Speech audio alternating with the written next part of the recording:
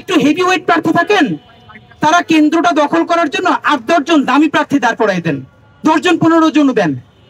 এই দামি প্রার্থীর প্রত্যেকের এগেনস্টে সব জায়গায় অনেক এজেন্ট ঢুকান। তো একটা বুথের মধ্যে যদি 10 জন থাকে, এই 10 জনের আপনি দেখবেন আছেন 1 জন বা 2 জন, বাকি 8 জন যে এজেন্ট সবই হলো কোনো না কোনো হেভিওয়েট প্রার্থীর দামি এজেন্ট। এবং যেহেতু ওইখানে থাকবেন যিনি পোলিং অফিসার নির্বাচন কমিশনের পক্ষ থেকে, কিন্তু তিনি কিন্তু নির্বাচন কমিশনের সরাসরি নিয়োগপ্রাপ্ত না, তিনি আইডিয়ার কোন স্কুল বা কলেজ বা মাদ্রাসার শিক্ষক অথবা কোনো ব্যাংকার। দেখেন তিনি একদিনের জন্য একটা দায়িত্ব পালন করতে আসছেন, হয়তো 3-4 হাজার 5,000 টাকা পাবেন। এখন ওইখানে সবাই মিলে যখন কেন্দ্রটা দখল করবে, ভোট দিয়ে দিবে, আপনি প্রতিবাদ করলে আপনি জানেন যে আপনার স্কুলটা যেহেতু ঢাকা 8-এই সেগুনবাগিচাতেই, আর আপনি সেগুনবাগিচার কেন্দ্রেই দায়িত্ব পড়েছেন, এবং যে জিতে যাবে সে তো আর আপনার এখানে চাকরি করতে দিবে না।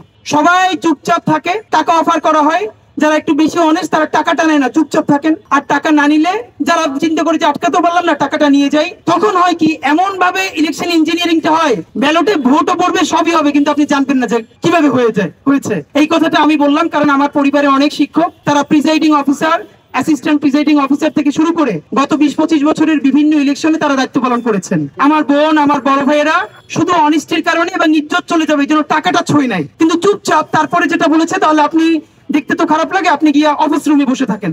আমার ভাই বলতো যে ইলেকশনের সময় তারপরে তিনি অফিস রুমে, কারণ তার সামনে এটা করছে, তার ব্যক্তিত্বে লাগছে, অফিস রুমে বসে থাকেন, চা কফি খান, সাইন করে চলে যান, টাকাটা ধরেন না। তো এই ব্যাপারটাকে একটা রেপ্লিকেট করা হতে পারে, কারণ আপনারা কোনো সাংবাদিক তো বুথের মধ্যে যেতে পারবেন না, মূলত টাকা দিয়ে এই ভিতরে লোক ঠিক করা হবে। এইটা সব থেকে আমাদের বড় চ্যালেঞ্জ।